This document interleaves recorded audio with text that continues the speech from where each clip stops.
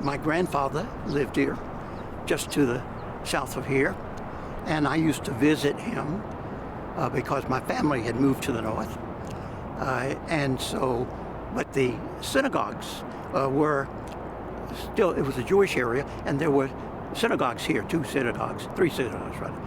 But the other important feature that was in this area for the Jewish community at the time was a community building called the Alliance.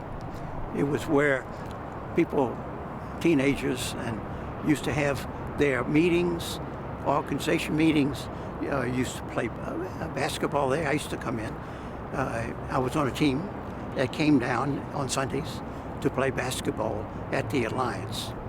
There weren't that many Jews, and so it was a place that brought in a lot of the Jewish community. However, there was a divide in the community because Jews had arrived for the first time in the late 1840s from Germany and Germanic countries around Germany and had settled in.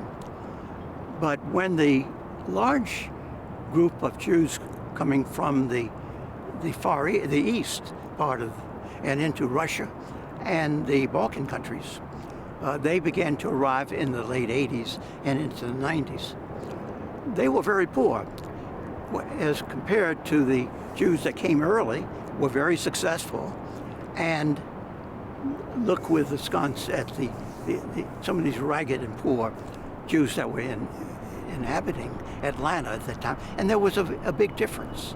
Even when I was growing up, it was totally separated.